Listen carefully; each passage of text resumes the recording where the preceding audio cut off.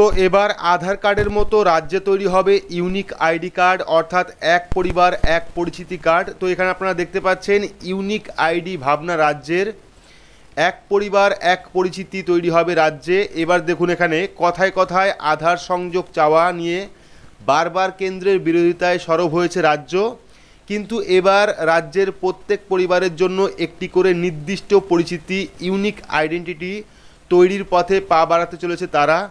লক্ষ্য বিভিন্ন সরকারি পরিষেবা প্রদানের পথ মসৃণ করা এবং প্রত্যেক পরিবারের জন্য এই নির্দিষ্ট পরিচিতি ভিত্তিক তথ্যভাণ্ডার তৈরির ভিত হিসাবে আধার সংযোগে ছাঁকনির ওপরেই আস্থা রাখছে তারা। প্রশাসনিক সূত্রের খবর, রাজ্যের সর্বত্র সমীক্ষা চালিয়ে এই পরিবার ভিত্তিক তথ্যভাণ্ডার তৈরি করা হবে।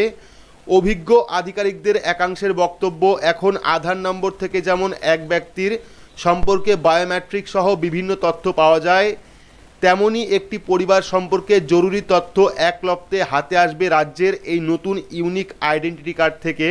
যেমন পরিবারের সদস্যদের সম্পর্কে তথ্য, তাদের কে কোন সরকারি পরিষেবার সুবিধা পান ইত্যাদি বিষয়গুলি তোলা থাকবে এই তথ্য ভাণ্ডারে।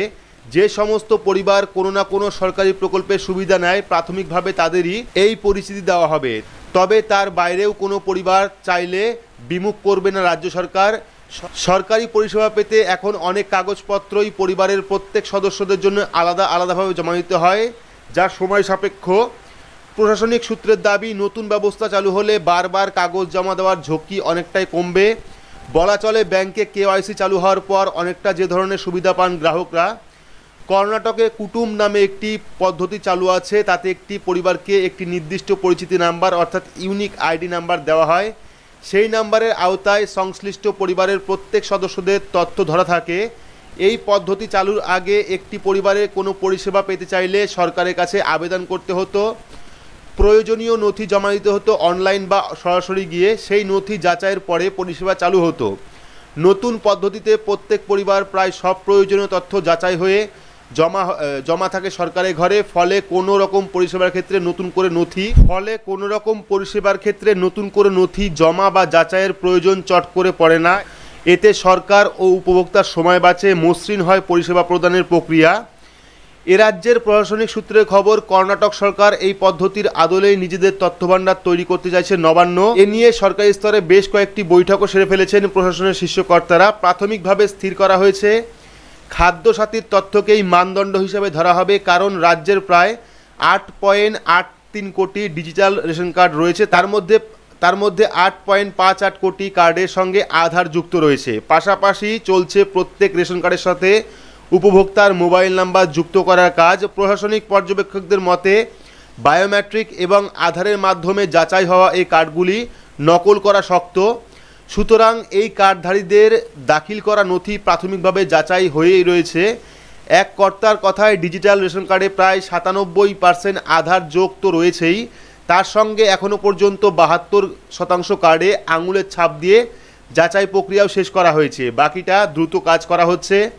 আশা করা যায় এই বছরের শেষের মধ্যে পুরো প্রক্রিয়া যেমন শেষ হবে, তেমনি পরিবার ভিত্তিক নথিবন্ধনকরণও চালু করা যাবে। কেন এমন প্রকল্পের প্রয়োজন রয়েছে, এই প্রশ্নের জবাবে প্রশাসনিক পর্যবেক্ষকদের একাংশে জানাচ্ছেন, জনগণনা কবে হবে তার কোনো ইঙ্গিত এখনও নেই, অথচ 2011 সালের শেষ জনগণনার পরে এতদিনে জনসংখ্যা এবং তার চরিত্র বদলেছে অনেকখানি। গত কয়েক বছর ধরে চালু হয়েছে বহু সরকারি প্রকল্প পরিষেবা।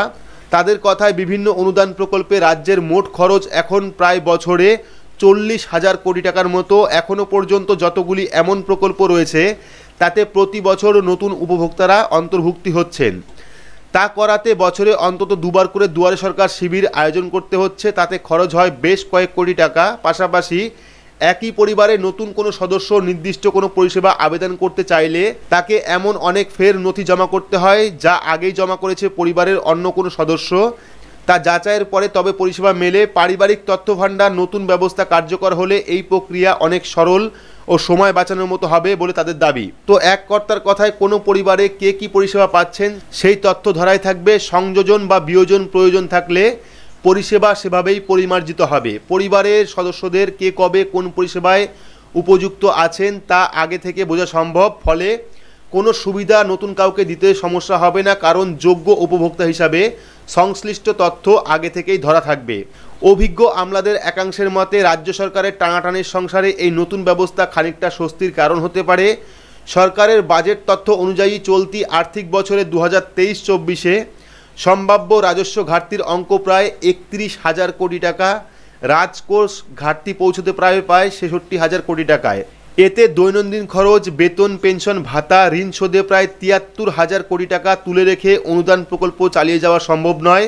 তাদের কথায় নির্দিষ্ট তথ্যভাণ্ডার থাকলে চালু খরচে আগাম হিসাব যেমন সম্ভব তেমনই সুবিধা হতে পারে অপ্রয়োজনীয় খরচে রাশ টানা। অর্থাৎ বুঝতেই পেরেছেন, এবার পশ্চিমবঙ্গেও কিন্তু তৈরি হবে এক পরিবার এক পরিচিতি কার্ড। যেরকম আপনারা আধার কার্ড ইউজ করেন ঠিক একইভাবে কিন্তু রাজ্যেরও ইউনিক আইডি কার্ড তৈরি হবে, যাতে কোনো প্রকল্পের সুবিধা অন্য কোনো ভুয়ো মানুষ নিতে না পারে। এবং এই কার্ডটি কিন্তু খুব তাড়াতাড়ি পশ্চিমবঙ্গে তৈরি হবে এমনটাই কিন্তু জানা যাচ্ছে। তো এই ছিল ছোট্ট একটি আপডেটটি আপনাদের কেমন লাগলো অবশ্যই কমেন্ট বক্সে কমেন্ট করে জানাবেন। ভিডিওটি ভালো লাগলে লাইক করবেন, চ্যানেলটিকে সাবস্ক্রাইব করে পাশে রাখা বেল আইকনটি প্রেস করে নোটিফিকেশন অল করে রাখবেন। সবার সুবিধার্থে ভিডিওটি শেয়ার করবেন। তো আজকের মতো এইটুকুই, ধন্যবাদ।